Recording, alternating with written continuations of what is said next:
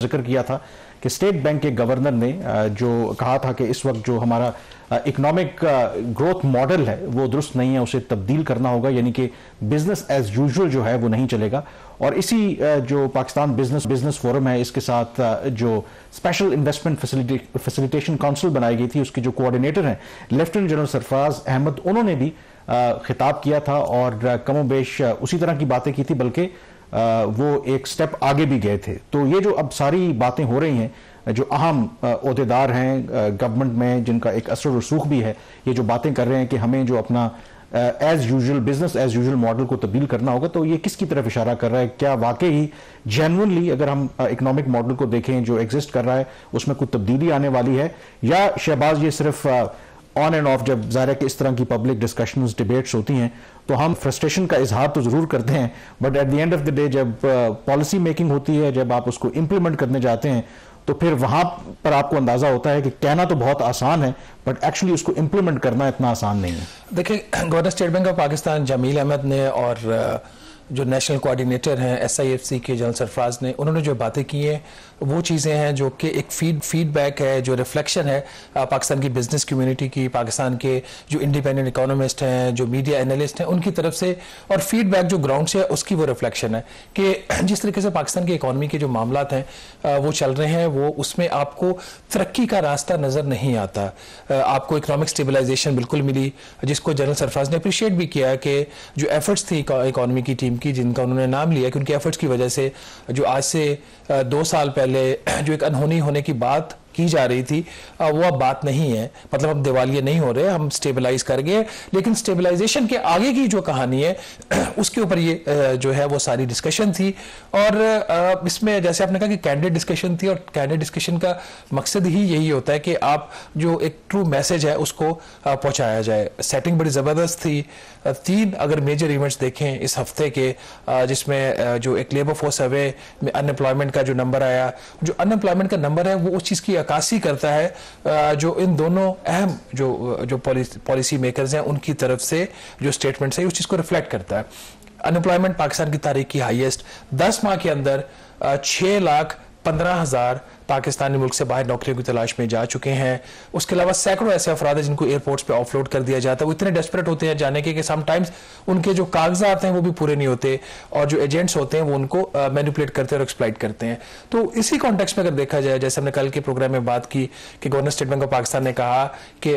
जो हमारा स्टेगनेशन का एक फेज चल रही है ये मजीद आगे चल नहीं सकती, और दूसरा ये कि पाकिस्तान का जो करंट ग्रोथ मॉडल है वो इस काबिल नहीं है कि पाकिस्तान की जो एक पॉपुलेशन है 250 मिलियन की, उसकी जरूरियात को पूरा करे। इसी चीज को आगे लेके चले जनरल सरफराज, जिनका सेशन जो है गवर्नर स्टेट बैंक के सेशन के दिन के बाद हुआ था। उन्होंने बड़ी कैंडिड डिस्कशन की, 3-4 बड़ी चीजें उन्होंने कवर की, जिसमें एक चीज तो ये कि ओवरऑल पाकिस्तान की इकोनॉमिक पॉलिसीज क्या है, उसमें क्या तब्दीलियां होनी चाहिए, फिर फॉरेन डायरेक्ट इन्वेस्टमेंट पाकिस्तान में कितनी आ रही है और क्यों नहीं ज्यादा आ रही, फिर उसके अलावा जो पाकिस्तान की बिजनेस कम्युनिटी उनसे भी उन्होंने गिला किया कि आपने जो एक ब्रोकन एक सिस्टम था मुल्क का, उसका फायदा उठाया आप लोगों ने, और फिर जो पाकिस्तान से आप पैसा कमा रहे हैं वो पाकिस्तान में आप नहीं रख रहे हैं, मुल्क से बाहर लेके जा रहे हैं। तो इस किस्म की कॉन्वर्सेशन थी। तो I would welcome it, I would rather appreciate it in a sense कि जो पॉलिसी मेकर्स हैं वो पब्लिक में आए, अपने आप को आके डिफेंड भी करें, और फिर वो जो है वो रीजंस दें कि क्यों मामला जिस तरीके से आगे चलने चाहिए थे नहीं चल रहे, बावजूद इसके जो सब लोगों बेस्ट एफर्ट्स कर रहे हैं। अच्छा, इसमें जो इंपॉर्टेंट बात है कि हमारे यहाँ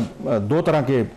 ज़ाहिर के रोने रोते हैं। एक तो कहते हैं कि जी हमारे यहाँ जो सबसे बुराइयों की जड़ है कि जितना टैक्स आवाम को या जिस तबके को देना चाहिए वो टैक्स आप उतना देते नहीं हैं, रेवेन्यू का शॉर्टफॉल होता है, वसाइल हमारे पास कम है, अखराजात ज़्यादा हैं। एक तो ये पर्सपेक्टिव है। दूसरा पर्सपेक्टिव ये है, अगर आप बिजनेसमैन से बात करें या आम लोगों से बात करें, वो कहते हैं कि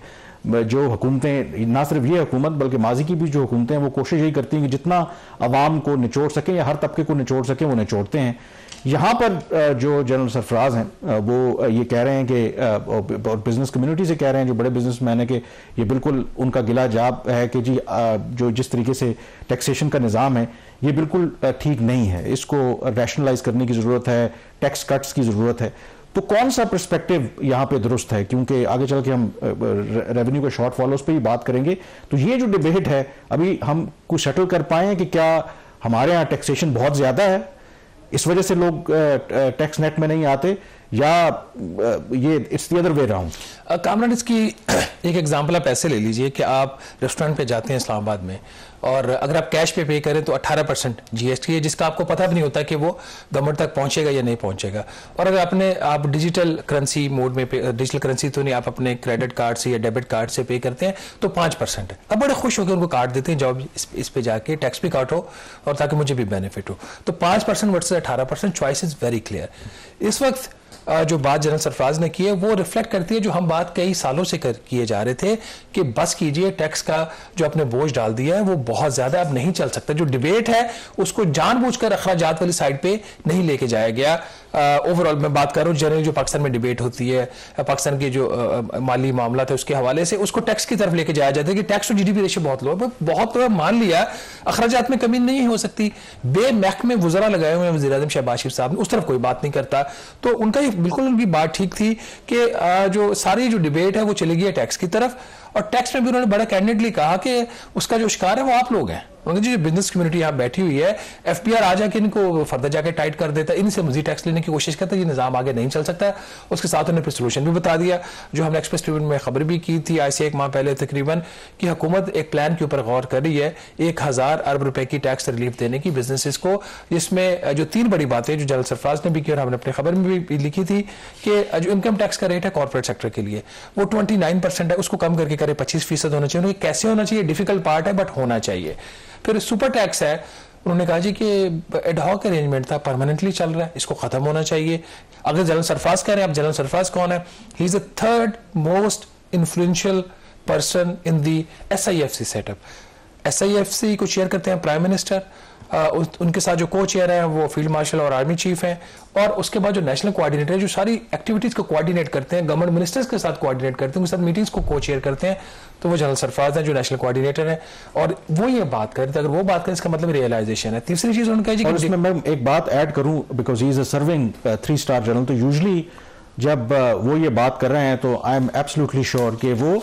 पूरे एक इदारे का, ये जो सिक्योरिटी एस्टेब्लिशमेंट कहते हैं, उसके व्यू को भी रिफ्लेक्ट कर रहे हैं। It does not necessarily mean कि वो एक इंडिविजुअल का व्यू है। इसका मतलब है कि वो व्यू जो, लेट्स एक्सेप्ट द फैक्ट कि हमारे यहाँ जो भी सिस्टम है इस वक्त उसमें सिक्योरिटी एस्टेब्लिशमेंट का एक बड़ा क्लियर किरदार है, वो आपकी इकोनॉमिक पॉलिसी हो या बाकी जो मामलात हो, तो वो इसका मतलब है कि रियलाइजेशन सिर्फ इंडिविजुअल की हद तक नहीं है बल्कि पूरे इदारे के अंदर भी है।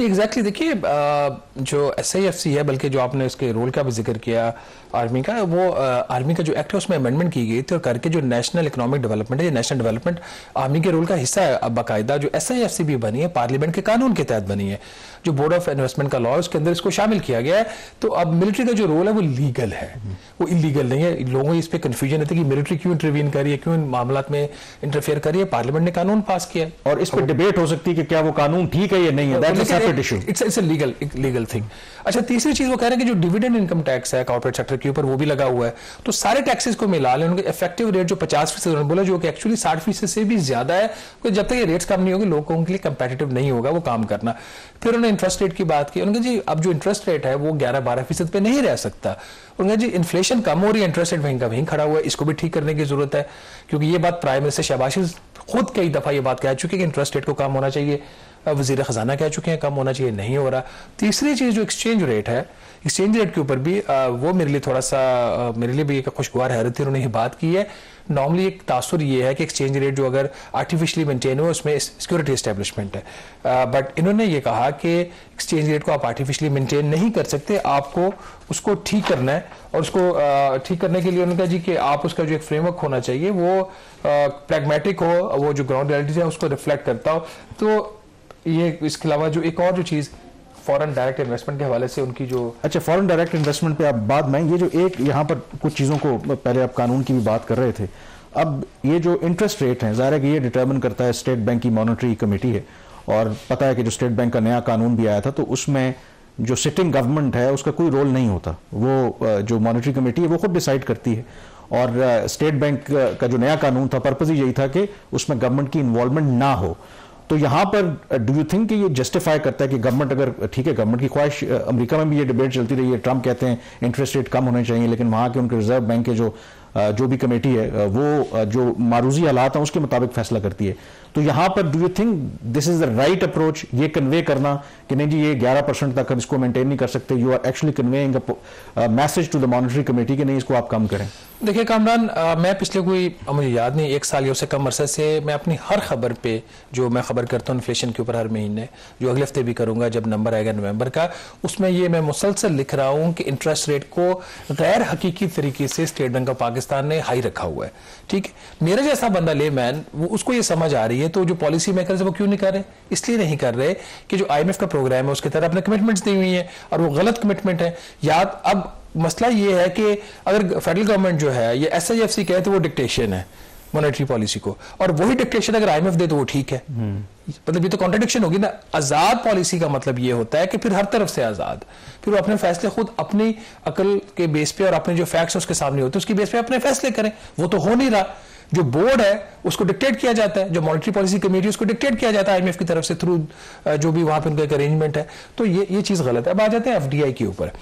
FDI एक बहुत बड़ा क्रिटिसिज्म रहा है SIFC के ऊपर कि जी जो है आपकी फॉरेन डायरेक्ट इन्वेस्टमेंट क्यों नहीं बढ़ रही। तो उसमें जो बहुत सारे फैक्टर्स उन्होंने बता दिए कि इंटरेस्ट रेट आपका हाई है, एनर्जी कॉस्ट आपकी हाई है, आपके टैक्सेस हाई हैं, तो फिर फॉरेन डायरेक्ट इन्वेस्टमेंट कैसे आए। एक और जो इसके अंदर ही अहम पॉइंट उनका जी कि जब हम FDI की बात करते हैं तो जब उनका एज एन इकोनॉमिक डिप्लोमेट मैं मुल्क से बाहर जब दूसरे से इंटरेक्ट करता हूँ या यहाँ पे जो लोग आते हैं तो वो कंजम्पशन लेड जो आपकी इंडस्ट्री है उसके अंदर वो इन्वेस्ट करना चाह रहे हैं। उनको जब कहते हैं कि जब हम उनको ये कहते हैं आप रिसर्च एंड डेवलपमेंट में पैसा लगाएं, एक्सपोर्ट जो लेड आपकी जो इंडस्ट्री है जिसे एक्सपोर्ट्स बढ़े पाकिस्तान की, आप उसमें पैसा लगे तो उसमें वो पैसा नहीं लगाते। तो कहते ये एक बड़ी अच्छी बात है उनकी जी कि आपको गुड FDI और बैड FDI में डिफरेंशिएट करना पड़ेगा। पहले एक तासुर शायद ये था कि बाहर से FDI आनी चाहिए, फॉरेन डायरेक्ट इन्वेस्टमेंट आनी चाहिए, चाहे कहीं तरफ से भी आए। तो ये अगेन ये चीजें हम अपने आर्टिकल्स में मैं कई दफा खुद लिख चुका हूं। यहाँ पर मेरा एक नुक्ता है, देखें कोई भी जो ये बातें बिल्कुल उनकी ठीक है, कोई भी जो बिजनेसमैन है वो मेरे ख्याल में अपना जो सरमाया है उसका तहफ़्फ़ुज़ पहले देखेगा। सबसे पहले देखेगा कोई भी वेंचर वो शुरू करेगा तो उसमें उसको कितना प्रॉफिट है। तो अगर कोई भी वो लोकल इन्वेस्टर हो या बाहर से कोई इन्वेस्टर आ रहा है, अगर वो ऐसे सेक्टर में करना चाहता है जहां पे उसको सबसे ज्यादा मुनाफा नजर आ रहा है, उसको पता है 25 करोड़ का ये मुल्क है, कंजम्पशन वाले सेक्टर में जाएगा ज्यादा फायदा होगा। अगर वो रिसर्च एंड डेवलपमेंट या एक्सपोर्ट लेड में जाएगा तो मे बी उसको इंतजार करना पड़े। तो जो बिजनेसमैन है उसके लिए सबसे इंपॉर्टेंट चीज तो ये है ना कि उसको किस चीज में कितना प्रॉफिट है। तो वो इन्वायरमेंट किसने क्रिएट करना है? अगर आपके मुल्क में वो इन्वायरमेंट आप क्रिएट नहीं कर सकते कि जिसमें लोग ये सोचने पर मजबूर हों कि नहीं मैं अगर इस सेक्टर के बजाय इसमें करूंगा तो मुझे ज्यादा प्रॉफिट होगा, तो कसूर तो हमारा है ना। कामरान ऐसा नहीं है, it is always two way traffic. अगर कोई बाहर से गैर मुल्की सरमायाकारी लेके आ रहा है वो इसलिए लेके आ रहा है कि मेरे मुल्क की आबादी 25 करोड़ है, वो मेरे पे एहसान करने नहीं आ रहा। बिल्कुल ठीक है, ठीक है। इंडिया ने भी इतना फ्री जो है उन्होंने रजीम नहीं बनाया हुआ। मैं बल्कि मुझे याद पड़ता है FDI जिस किस्म की पाकिस्तान में आ रही है इसकी क्वालिटी के ऊपर मैं चंद माह से कई सालों से लिख रहा हूँ, शायद मोर देन अ डेकेड मैंने इस चीज को पॉइंट आउट करना शुरू कर दिया कि कौन सी FDI की आप लोग बात कर रहे हो जिसमें कल पैसा पाकिस्तान से बाहर जा रहा है। जो प्रॉफिट की रिपैट्रिएशन है ये एक इशू है। ठीक है, तो आप दूसरी कंपनियों को उनका मुनाफा देते वक्त खुद दिवालिया हो जाएं, आप तो ना लेना। आप FDI वहां पे लें, वो पाकिस्तान में आए, सरमायाकारी करे। आपने जो ये बात आपकी बिल्कुल ठीक है, गवर्नमेंट को इनेबलिंग एनवायरनमेंट देना है, गवर्नमेंट इनेबलिंग एनवायरनमेंट दे, उनको कंपैरेटिव करे ताकि वो वियतनाम में, बांग्लादेश में, इंडिया में जाने के बजाय पाकिस्तान आए, पाकिस्तान आके वो यहां पे भी अपना माल बेचे और मुल्क से बाहर भी बेचे। बहरहाल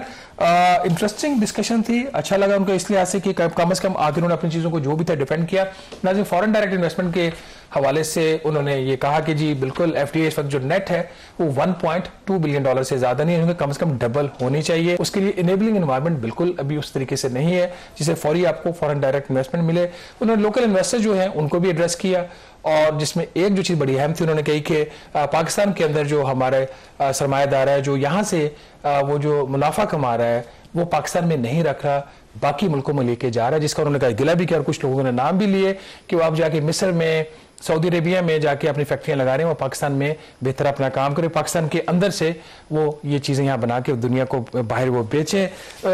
अगर आप इसको समराइज करें जनरल सरफराज की डिस्कशन को, governor state bank of Pakistan की डिस्कशन को, उनके जो पॉइंट्स को, तो एक बात बड़ी वाज़ेह है कि पाकिस्तान में इस वक्त कोई ऐसा क्रेडिबल इकोनॉमिक प्लान नहीं है जो कि पाकिस्तान को एक सस्टेनेबल ग्रोथ दे सके, नौकरियां पैदा कर सके, और यहाँ पे हमारे जो टैलेंटेड बच्चे हैं और बच्चियां जो मुल्क से बाहर जा रहे हैं नौकरी की तलाश में, वो पाकिस्तान रुके और यहाँ पे काम करें। जब तक ये नहीं होगा, आप उड़ान पाकिस्तान कोई फायदा नहीं है, स्टीफन डर्कन का प्लान कोई फायदा नहीं है, IMF के 3 ईयर प्रोग्राम का कोई फायदा नहीं है, और जो सबसे अहम बात जो SIFC की तरफ से आई कि पाकिस्तान के पास कोई इकोनॉमिक प्लान है ही नहीं, और ये एक बहुत बड़ा एक सवालिया निशान है उन लोगों के ऊपर, इकोनॉमिक टीम के ऊपर, कि वो 2 साल से कर क्या रहे हैं। यहाँ पे छोटी सी ब्रेक लेंगे और ब्रेक के बजाय वापस आएंगे, डिस्कशन को जारी रखेंगे। Stay with us.